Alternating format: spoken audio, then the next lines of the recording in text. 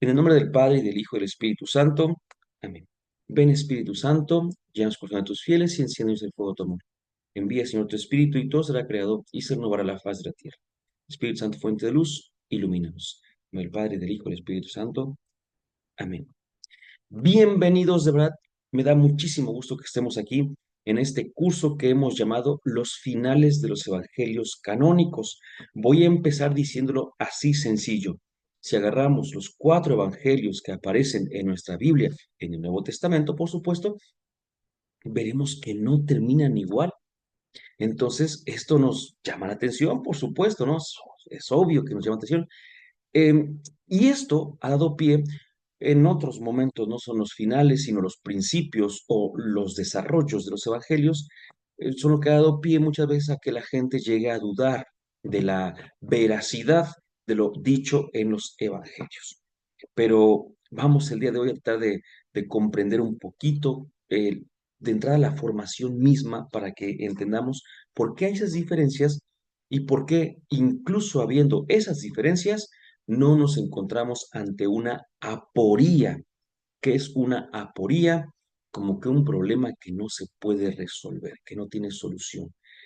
Proponemos tres preguntas que van a ser respondidas en su momento, y lo primero es bien interesante. ¿Las conclusiones de los evangelios son originales? Pues la pregunta lleva, si estuviéramos en otro ámbito, diríamos, lleva su cizaña, por supuesto, ¿no? Ah, con que aquí hay algo, ¿verdad? Efectivamente, aquí hay algo. Cuando el río suena es porque agua lleva. Entonces, eh, ahí tenemos si son originales las conclusiones o no lo son. Y de hecho, también necesitaríamos responder qué entendemos por originales. Y aquí entraríamos, ahorita vamos a entrar a muchos detalles que son bien interesantes con respecto a los libros bíblicos. Ahorita vamos a entrar. Una segunda pregunta es, ¿podemos saber por qué terminan así como los conocemos? Justamente eso, ¿no? Si nos damos cuenta de que terminan diferente, tratar de preguntarnos por qué terminan así. Y con el así nos referimos a dos líneas. Primero, ¿por qué terminan diferentes? La primera línea. Y la segunda línea es por qué, siendo diferentes, terminan en uno, voy a inventar ahorita, en ABC, otro en FED, uno más en HIJ, ¿no? Por poner un ejemplo, ¿por qué terminan así? Primero, ¿por qué terminan diferentes? Y luego, ¿por qué terminan así como están? Y una pregunta que, pues creo que ya hemos respondido varias veces, pero que ahora es sobremanera importante retomarla. ¿Qué tanto es histórico y qué tanto es teológico? ¿Verdad? Así que vamos a iniciar directamente con todo esto y quiero presentarles a tres buenas personas. Mis famosos preámbulos, tres buenas personas que aparecen aquí y que pues dos de ellas pareciera que tienen aquí su nombrecito, ¿verdad? El de la derecha dice Robert Estienne. El de en medio dice, no se ve, pero es Santos, o Santo, vamos a ver después, Pañine, o Pañini también. Y el primero de la izquierda, que no se ve ningún nombre, sería Stefan Langton, o Stephanus, también le llaman algunos, o Esteban Langton. ¿Quiénes son estos tres? Pues miren, a estos hay que agradecerles mucho, a estos tres, porque son quienes hicieron una labor que a veces nos preguntan mucho, y es quién le puso capítulos y versículos a la Sagrada Escritura. Y esta pregunta surge porque de ordinario tenemos que entender que yo voy a pensar, por supuesto, para que lo entendamos rápidamente, aunque se aplica a los demás libros, pero voy a proponer una carta que envía San Pablo a la comunidad de Corinto, por ejemplo, ¿no? Le escribe a los corintios.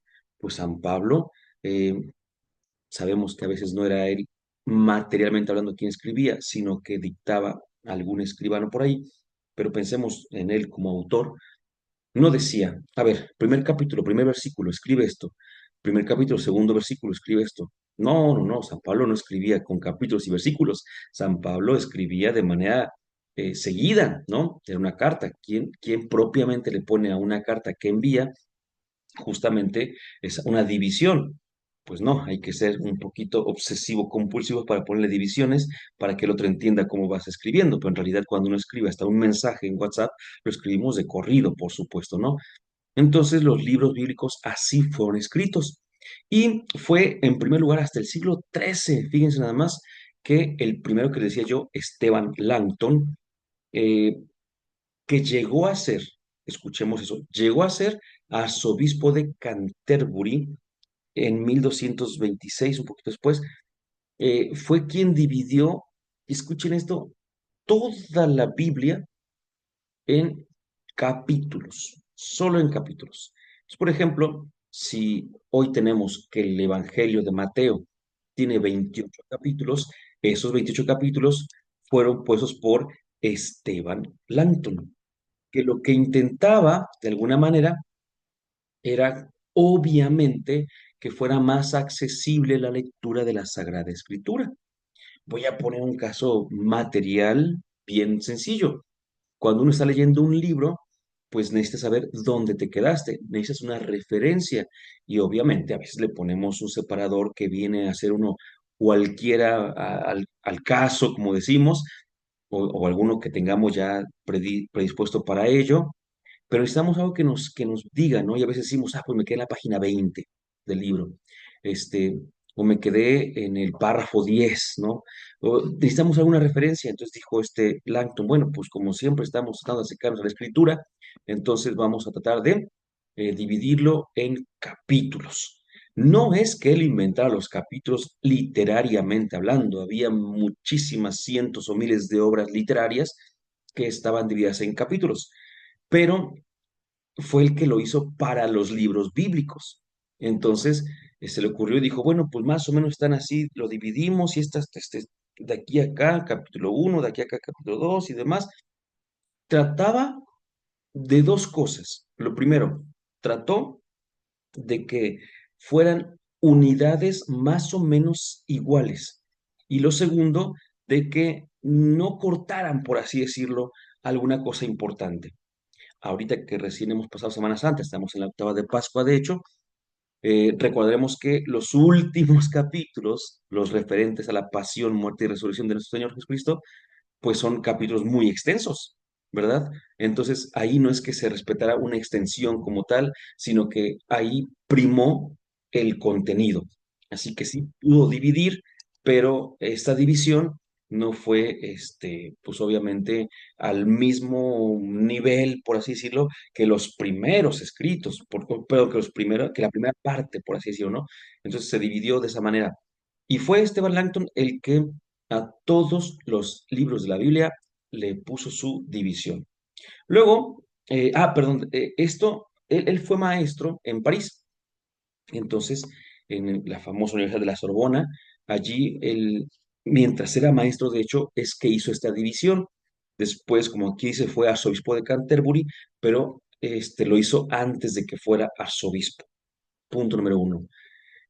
Murió Esteban Langton y su división llamó la atención incluso de algunos editores parisienses, ¿no?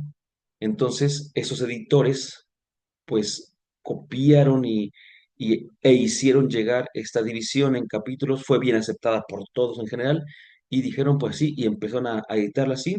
Y entonces esta primera versión se llama justamente la edición parisina o parisiense. La Biblia parisina o parisiense es la primera Biblia que fue dividida en capítulos. Entonces, por si alguna vez escuchan hablar de ella, fue esta justamente, ¿no? Si no me equivoco, se conserva, es que aquí no recuerdo, así que lo diré muy amplio, no recuerdo si se conserva el texto que él dividió o un texto eh, igual, por supuesto, al que él usó para dividir, porque era una versión latina. Aquí ya eso es importante, porque al ser latina, eh, pues no es la original, ¿verdad? Sabemos que las lenguas originales de la Biblia fueron hebreo, sobre todo para el Antiguo Testamento, unas partes en arameo, poquitas, y unas partes en griego también, hablo todavía del Antiguo Testamento, y el Nuevo Testamento pues fue escrito en griego, ¿no? Entonces, pues no hay latín, por supuesto. Y dicho esto, entonces, pues esa Biblia que él usó fue una traducción y bueno, eso también tiene cosas que ver, por supuesto, ¿no? Pero entonces ahí se conserva todavía una de las Biblias que él usó. Repito, no sé si es la que él dividió como tal o si es una que era hermana, por así decirlo, de la que él dividió, ¿no? Gustó mucho, gustó muchísimo. Y, por cierto, voy a decir una cosa importante. Estoy hablando ahora sí que de lo último, porque hubo muchísimos intentos para hacer más ágil, más práctica, mejor la lectura asidua de la Sagrada Escritura. Pero esto es lo que el día de hoy ya podemos responder. Es decir, si alguien te pregunta, ¿quién dividió la Biblia en capítulos? Pues ahí tenemos a Esteban Langton o Stephanus Langton.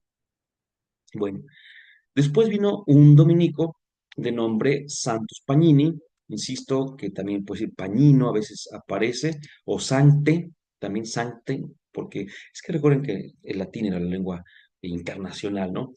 Entonces, él, pues 3 siglos después, hizo una división, escuchen, este también trabajó bastante, de toda la escritura, toda, en versículos. Digo, ya tenía obviamente los capítulos, ya la división de capítulos, y cada capítulo lo empezó a dividir, así, en versículos, ¿no? Excelente. Toda la Biblia. E insisto, ya había habido muchos intentos, pero bueno.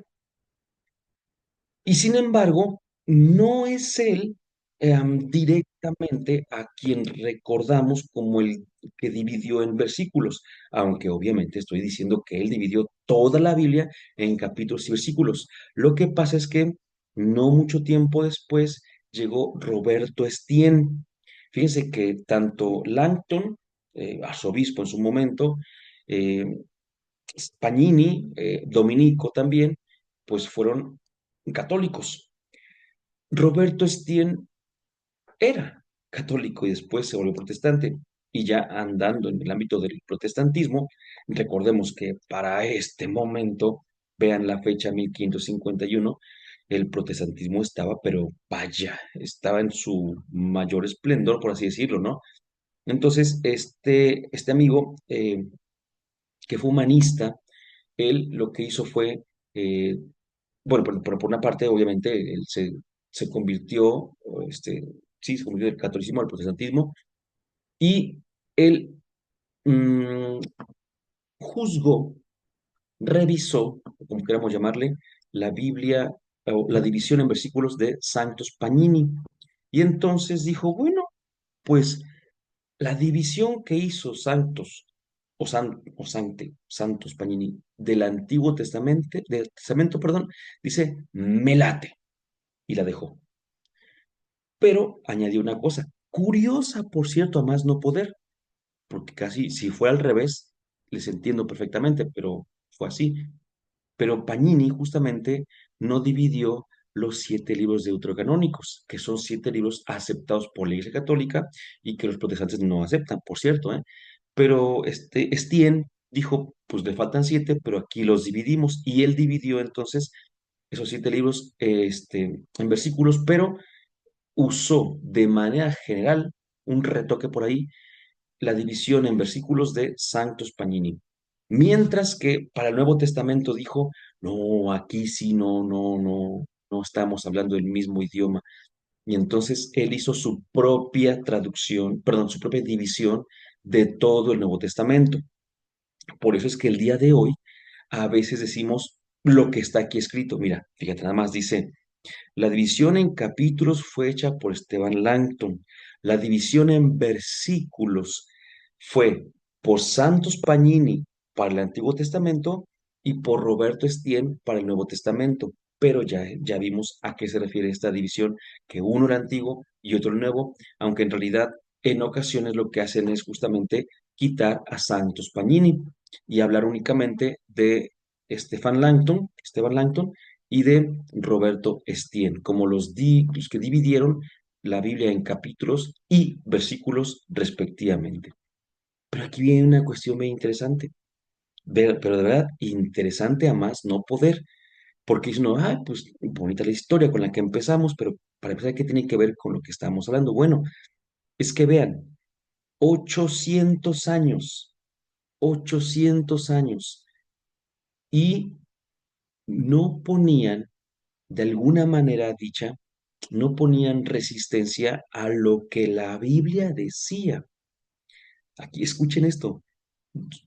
Soy Esteban Langton y yo no pongo en duda lo que la Biblia dice. Yo simplemente separo por capítulos lo que ahí está. Yo no tengo inconveniente en lo que dice. Yo ya lo acepté.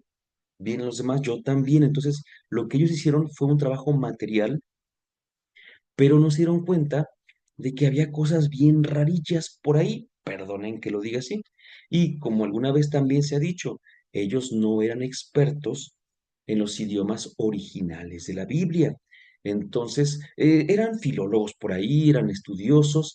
Habría quien diga que Stien, por ejemplo, sí era muy, muy estudioso, los dominicos, como Santos Pagnini, los dominicos también eran, vaya, algo inteligentísimo, pero así que digamos que conocían al derecho y al revés los idiomas bíblicos, no al 100%, y esto hizo que hubiera muchas cuestiones en cuanto a capítulos y versículos, pero nuestro tema no es la división si está bien hecha o mal hecha de capítulos y versículos, sino por qué tenemos los finales y por qué es lo que quiero que entendamos, que incluso la gente que dividió no dijo, oigan, aquí está pasando algo.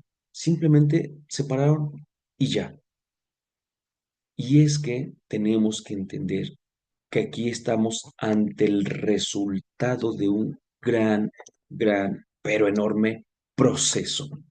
¿Cuál es este gran proceso? Miren, allá del año 26 más o menos, una persona de nombre Jesús se fue a bautizar y allí estando bautizada por un tal Juan, pues se emocionó con su mensaje y él empezó a hacer su propio discernimiento y un año después, en el 27, él empieza a predicar.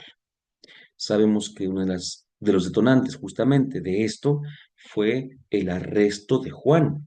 Dice el Evangelio de Marcos, ya hablando de los evangelios justamente, dice que cuando Juan fue apresado, pues entonces Jesús empezó a predicar. Y eso lo recordábamos justamente, pues ya tiene más de los 40 días de la cuaresma justamente, porque al principio de la cuaresma lo recordábamos, ¿no? Porque es cuando Jesús empieza a predicar y lo primero que dice es, conviértanse y crean en el Evangelio, que es la frase de la imposición de la ceniza, una de las frases de la imposición de la ceniza, ¿no? Arrepiéntase, decimos a veces, arrepiéntase y crea en el Evangelio, o arrepiente o conviértete y crea en el Evangelio.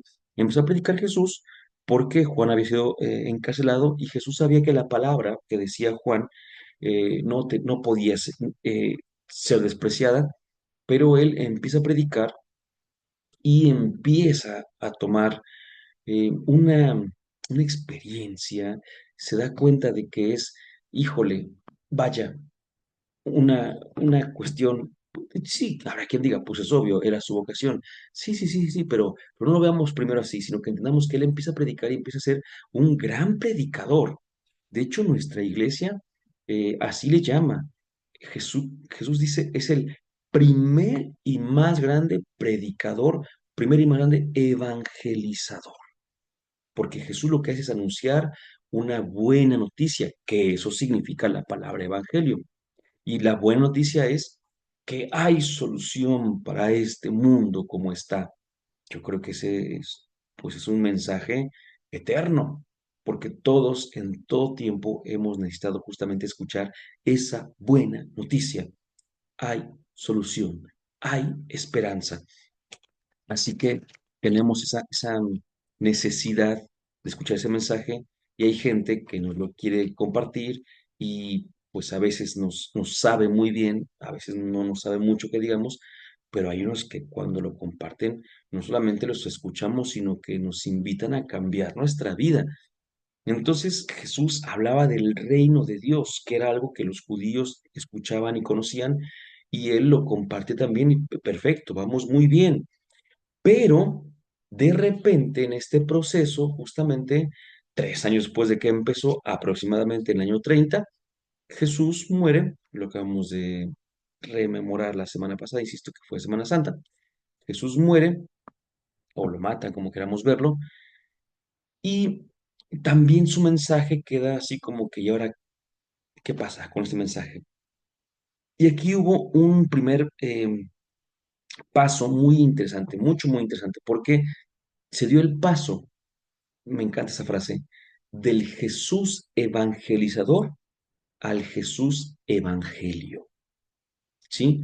Es decir, Jesús que anunciaba un evangelio, Jesús que evangelizaba, pero de repente sus discípulos, fíjense nada más, no evangelizaron hablando del reino de Dios como hablaba Jesús, sino que evangelizaron hablando de Jesús.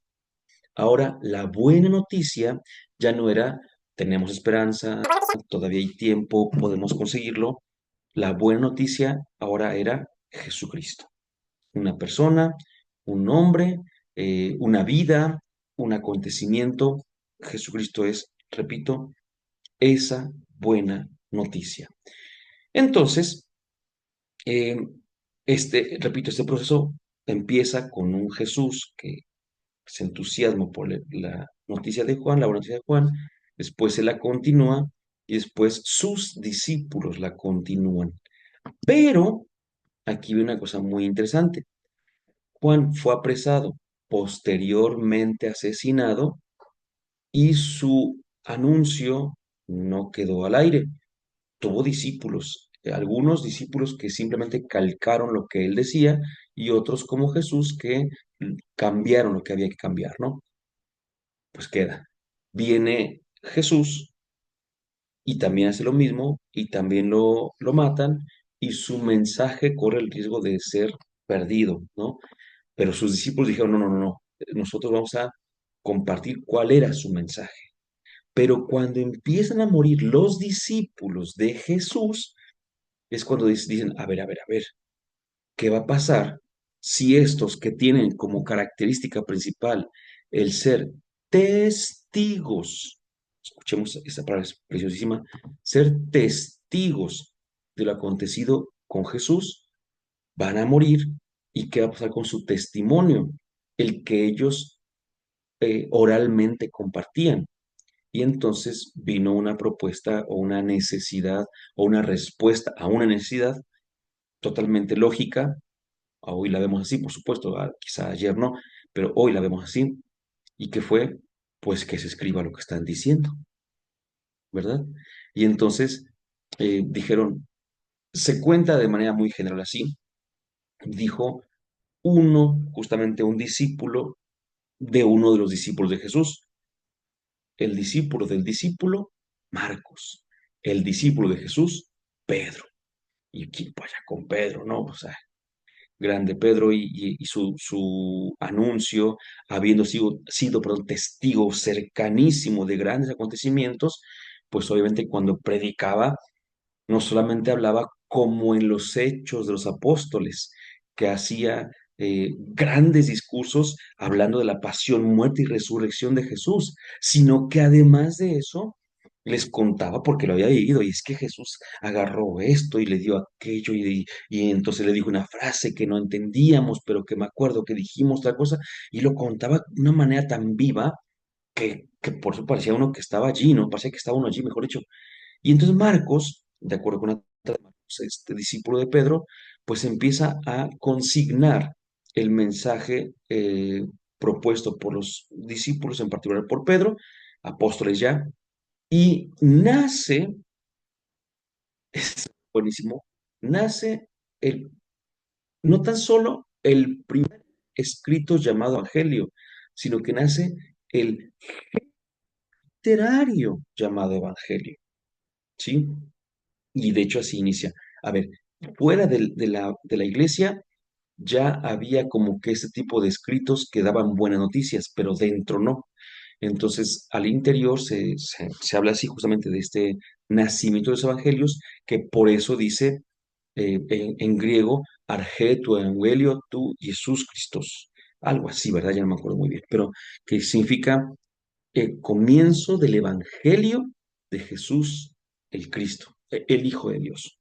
Eh, Dios Teu, algo así, ¿no? Hijo de Dios. Entonces, comienzo del Evangelio, comienzo de la buena noticia. Y eso es impresionante, ¿no? Porque allí inicia justamente esto. Pero, escuchen esto. ¿Cómo decirlo? ¿Cómo decirlo? Para que se entienda rápidamente. Voy a poner un ejemplo muy sencillo, muy sencillo.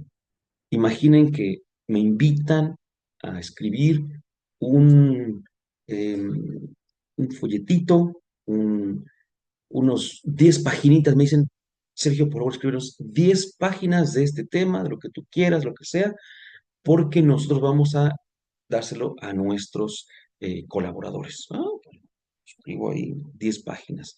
Les hago llegar 10 páginas.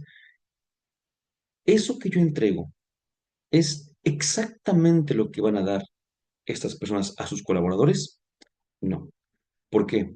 Porque esas personas, fuera de que le den una redacción distinta, le van a poner allí seguramente un saludo inicial a sus colaboradores, van a poner a lo mejor, van a dividir en capítulos que yo no hice, a lo mejor van a ponerle alguna indicación, si digo una palabra que no es muy eh, comprensible o lo que sea, a lo mejor le ponen alguna indicación allí, y seguramente cuando termine habrá una conclusión que yo hago una conclusión de lo escrito, pero a lo mejor el que está haciendo este folletito haga una conclusión en general de la obra y a lo mejor de todo lo que se está haciendo. No va a ser lo que yo les dé en primer lugar, lo que le llegue a los colaboradores.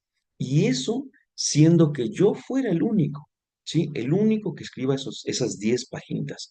Pero ¿qué pasaría si de repente un colaborador dice, oye, pues es que fíjate que nos dieron esto acá en mi trabajo, está bonito, ¿verdad? Sí, no, pues bueno, me gustaría compartirlo y esto pasa siempre en todas partes, ¿verdad? Me gustaría compartirlo a lo mejor con mi familia porque tiene un mensaje bonito o a lo mejor con otra persona o qué sé yo, se lo voy a mandar. Pero para esto dices, pero ¿sabes qué? Le voy a quitar esto. Le voy a quitar donde venga el nombre de la empresa, porque pues obviamente mi familia que tiene que ver con la empresa, y en lugar de eso le voy a poner esta otra cuestión, y empiezan a cambiar estas partes, ¿no? Y si hay una parte que digas, esta parte me parece muy aburrida, pues la voy a quitar porque si no, no me hace falta, ¿no? Y empiezan a moverle y a hacer todo esto, ese tipo de cosas. Entonces, empiezan a hacer una labor que se llama justamente así, edición, editar. Me acuerdo que uno de mis maestros que tanto admiro o admiré porque ya falleció, el padre Sili, decía, editar es copiar y pegar. Él lo minimizaba. Él era escritor, por cierto, gran filósofo, y el escritor, entonces que él dijera, ¿cómo se resume la edición? Copiar y pegar, ¿no? Copiar, cortar y pegar, decimos ya a veces también por acá, que es justamente eso, ¿no? Entonces voy a editar. Y entonces ya tengo yo esto y le quité aquello, le puse otra cosa y demás. Me acuerdo, ahorita, perdonen el ejemplo que voy a poner, ¿no? Pero ayer platicando con mi esposa, con Oli, hablábamos del arroz con leche. Y entonces me dice, es que me dio una receta de arroz con leche que quiero hacer, me dijo. Dice, pero, dice, hay un ingrediente que como que no me llama la atención, así como que no, y ya me explicó todo eso. Dice, y ¿sabes qué? Dice, y, y me dijo que le pusiera una yema de huevo, ¿no? Y dice, pero a mí como que no me convence, ¿no? Y digo, bueno, pues lo que puede hacer es a lo mejor no ponerla a ver cómo sabe, o a lo mejor ponerla a probar cómo sabe, y si sirve, pues ya quedó, ¿no? Y si no, pues nunca más la volvemos a hacer así. Y eso salió, ¿no? Decir cuántos tipos tan diferentes de recetas para hacer arroz con leche, algo que pareciera muy sencillo, ¿cuántos existen? ¿Verdad? O sea, tú puedes buscar recetas para arroz con leche y te van a salir 20 diferentes, 30 o más, por supuesto. Entonces tú dices, pero todo surgió de uno, sí, pero ya lo editaron, ya le cortaron una cosa, le quitaron una cosa y le pusieron otra.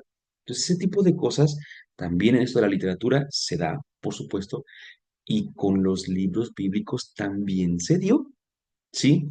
Entonces, el proceso va, fíjese, por eso decía yo, es un gran, larguísimo proceso, desde Jesús, que fue el evangelizador, a pasar por Jesús evangelio de Jesús predicador a Jesús predicado, a los testigos que van muriendo, a los que escribieron el testimonio y también después a los que editaron ese testimonio. Entonces, no llegó así como que directamente. Suelo decir, me gusta decir que para poder entender todo esto de la Biblia, no podemos olvidar que hay 2000 años de distancia entre los escritos y nosotros. Y esos 2000 años no han permanecido en una vitrina los escritos bíblicos, han permanecido con la gente, han estado allí con ellos, ¿no? Y la gente eh, ha puesto y ha quitado.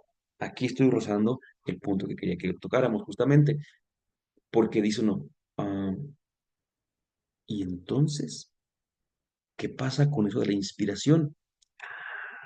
Escuchen esto, es que tenemos que recordar que si San Pablo, escuchen, escribía una carta y la iglesia decía, esta carta es inspirada, no lo decía porque la hubiera escrito San Pablo, la decía porque San Pablo fue iluminado, movido, motivado, inspirado, conducido por el Espíritu para poner eso, ¿sí?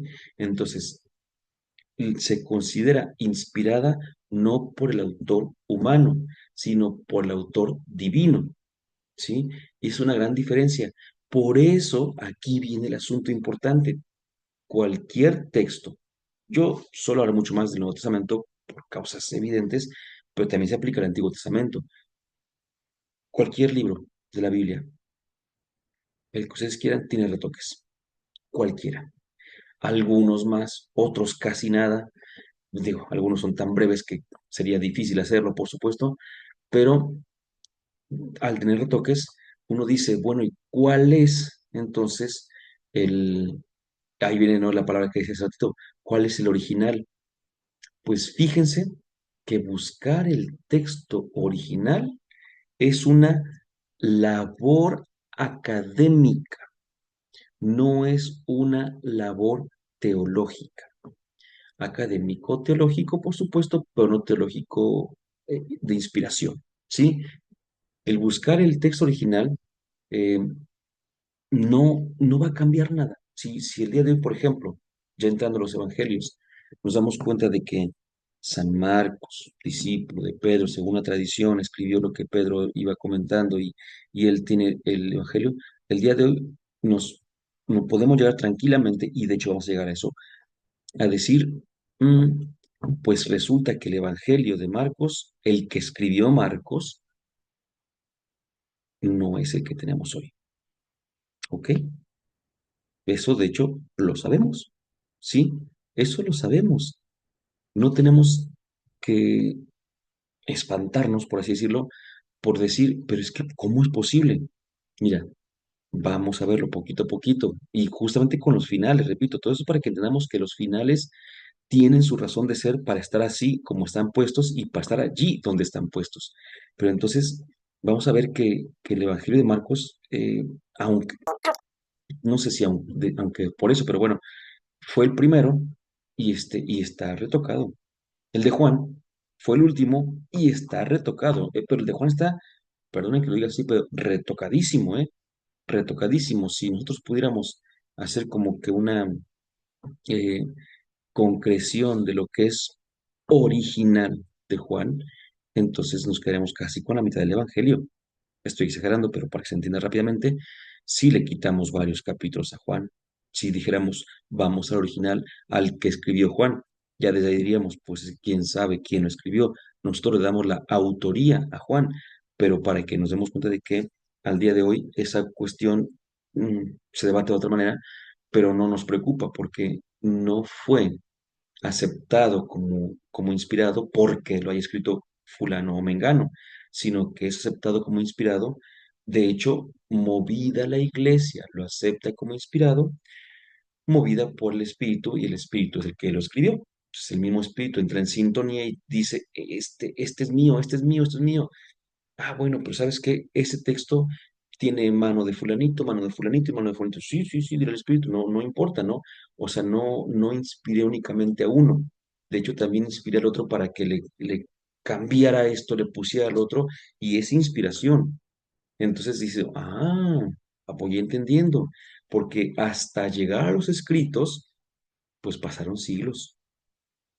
Hasta que Esteban Langton, por ejemplo, tuviera en sus manos ese que dividió, pasaron, decíamos, 1200 años, en números cerrados, por supuesto, y no era el que había salido de la mano de fulanito evangelista. Y esto, decíamos, estamos hablando de las Biblias en general, pero porque nos damos, pero a ver, ahorita voy acá. Hablamos de las Biblias en general, pero nos vamos a enfocar nosotros en los evangelios y de los evangelios en los finales de los evangelios. Entonces hay que tener mucho cuidado, hay que poner muchísima atención justamente para que no nos tome desprevenidos esta parte, porque vamos a decir, esto es un añadido posterior. Pero ¿cómo?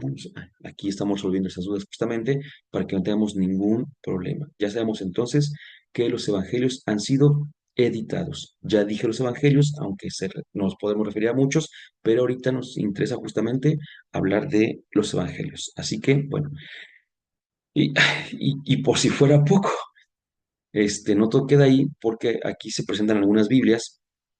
Hay gente que lo dice, ¿cuántas Biblias hay que tener? Es que no se trata de un número o algo así. Lo que pasa es que eh, diversas ediciones de Biblia justamente utilizan también diversos escritos que en algún momento, obvio, la iglesia los ha considerado, perdón, inspirados o que de alguna manera también tienen diferencias, pero esas diferencias no cambian en absoluto, pero en absoluto el mensaje. Yo durante mucho tiempo me acuerdo que hacía alusión al día que me encontré con el Señor y yo proponía el 20 de noviembre de 1998. Y para esto, pues obviamente yo lo decía una y otra vez. En algún momento hasta dije, pues así como ese día celebramos la Revolución Mexicana, pues también yo lo tomo como una revolución en mi vida, porque revolución significa cambio. Y lo dije en varias ocasiones, fue mi testimonio hablar de que mi encuentro con el Señor fue el 20 de noviembre de 1998. Un buen día, ya con más internet, ¿verdad? Me puse a buscar las fechas porque quería, no me acuerdo qué estaba haciendo, pero creo que hasta por ocio lo pregunté o no sé, y me di cuenta de que no era así. Me di cuenta de que el día de mi encuentro no era el 20, yo lo tenía aquí presente por otra cosa, van a ver, sino fue el 21. Lo tenía presente porque tenía yo apuntado que el retiro había sido 20, 21 y 22 de noviembre. Entonces, en mi mente era el 20 de noviembre, el fuerte, ¿no? El fuerte. Pero haciendo así como que una memoria mucho más estricta, dije, no, pero mi encuentro no fue el viernes, fue el sábado, y el sábado ya era 21. ¿Esto cambia propiamente que me encontré con el Señor? No cambia, pues fue un error de cálculo, por así decirlo, pero no cambia absolutamente nada. ¿Mentí? No, no mentí. No, no, no fue para nada esa es la intención, ni va por ahí, porque lo que yo quería decir era, me encontré con el Señor. Ese es mi mensaje. El día, la fecha, la hora, la ropa, el lugar, la gente, todo eso es secundario, aunque obviamente tiene un valor en sí mismo, pero para el caso de lo que se quiere contar es secundario. Y entonces, cuando uno dice por ahí, oye, es que fíjate que mi Biblia dice que, siempre pongo este caso y justamente lo vamos a tratar más adelante, que los discípulos de Maús iban a Emaús justamente, que dista 11 kilómetros. Oiga, señor, estamos en un tema, ¿no? Y resulta que mi Biblia dice que estaban a 12 kilómetros. Y hay gente que dice, pues es que no es mucho, no, pero es que no se trata de que sea mucho o poco, sino que es una diferencia. Y dice, no, no, pero mi Biblia dice que estaba a 30 kilómetros. Bueno, ahí ya tenemos una diferencia mayor, pero pues eso no cambia lo que San Lucas quería comentar. Ya después veremos qué. Entonces, tenemos diversidad de Biblias y aunque hay algunas que tienen como intenciones, por ejemplo, hay Biblias que llamamos de estudio, la más famosa, más conocida por nosotros y más usada, pues la Biblia de Jerusalén, que ahorita va en su quinta edición. Tenemos, y hay otras que son de estas mismas, pero de estudio, ¿no? Hay otras traducciones, como por ejemplo la famosísima latinoamericana, que la conocemos yo creo que todos, la Biblia de América. Las llamamos Biblias pastorales porque no intentan tener un contenido que tú puedas estudiar, sino que intentan ser aptas para el uso constante, por eso es la pastoral. Hay otras que llamamos Biblias de oración, y no es que tengan cosas distintas en la letra, sino que tienen a veces apoyos justamente para orar, para predicar, para estudiar. La Biblia de Jerusalén tiene notas increíbles. La Biblia latinoamericana tiene una facilidad para encontrar, la de América también, la del peregrino, bueno, la Biblia de nuestro pueblo, tradición del peregrino, o también la Biblia, la, justamente esa de nuestro pueblo, pero en edición Lección Divina, pues viene para eso, para que lo usemos para orar. Entonces, como que dicen, no, ahí tenemos ediciones, pero también a veces tenemos como que esas diferencias, ¿no? Pues todas estas diferencias, todas estas también llegan a los evangelios. Estamos ya diciendo, y particularmente lo que nos interesa es decir que llegan no solamente a los evangelios, sino a los finales de los evangelios. Y eso es lo que vamos a tratar de ir nosotros como comprendiendo. ¿Por qué hay diferentes finales? ¿Cuáles son las razones? Y es que la primera que vamos a decir es que de entrada nos encontramos con cuatro autores que, diciéndolo de una manera, espero, comprensible, son cuatro personas morales, ¿sí? Ya ven que personas físicas se dice, pues yo soy una persona física, ¿no? Pero a lo mejor yo tengo una empresa y la empresa es la persona moral, ¿no? Espero no equivocarme en esa distinción, pero la persona moral no es una persona así como yo soy persona física. Entonces, estos, Mateo, Marcos, Lucas y Juan, pensamos que son los autores únicos desde la primera palabrita hasta la última de su evangelio o del evangelio que lleva su nombre, y no es así. Entonces, ya que hemos hablado de que ha habido ediciones durante siglos, ya que hemos dicho, aquí viene otra cosa importante, lo tenemos que decir, por supuesto, cada uno de ellos, pues hagan de cuenta que, permítanme, de veras, permítanme poner este tipo de ejemplos que creo yo que son buenos para entender, aunque no siempre son los más altos, pero imaginemos que decimos, a ver, Joan Sebastián, capaz que no, ven Joan Sebastián, ven Alejandro Sanz, ven Paquita del Barrio, perdón, perdón, también el ejemplo, también que paz descanse, ¿no? Y les dijera yo, van a escribirle una canción de amor a un hijo. Pues obviamente no van a decir lo mismo para empezar, tendrán muchas semejanzas, pero todavía el ritmo al que van a escribirlo es diferente, ¿no? Joan Sebastián un poquito más a lo grupero, ranchero, por así decirlo, Alejandro Sanz un poco más al pop y todo esto, y Paquita del Barrio no estoy seguro cuál era su tipo de melodías, pero pues ya sabemos más o menos, ¿no? Entonces, ese tipo de cosas, vemos que los autores, en este caso de la canción, cambian totalmente el ritmo, la cadencia del escrito y cambian las frases. Pues estamos ante cuatro personalidades muy distintas, que son de épocas, no son de la misma época. Algunos son cristianos de primerísima generación, por así decirlo, y otros son de segunda generación, eh, que tienen situaciones o circunstancias distintas también. Por ejemplo, lo voy a decir de una vez, fíjense, Marcos estaba en una situación bien difícil, lo estaban persiguiendo por todas partes, mientras que Juan ya, aunque todavía había persecuciones, pero ya estaba en otra onda, ya había muchos más cristianos, más bien ahí lo que tienen eran dudas de otro tipo. Entonces, ese tipo de cosas, ¿no? Hacen diferente tanto su evangelio como su ritmo, su cadencia. Uno es un poquito más violento, otro es un poquito más tranquilo. Lucas es siempre más relajado, más de paz y todo esto. Eh, Todo esto hace justamente que el escrito en general sea distinto, pero el remate, mis queridos hermanos, el remate es el que vamos a analizar, primero Dios, en las próximas sesiones y van a ver que están impresionantes. Dulce Madre, no te alejes, tu hija nos toma partes. Ven con nosotros a todas partes y nunca solo nos dejes. Ya que nos proteges tanto como la de la Madre, haz que bendiga el Padre, el Hijo y el Espíritu Santo. Amén.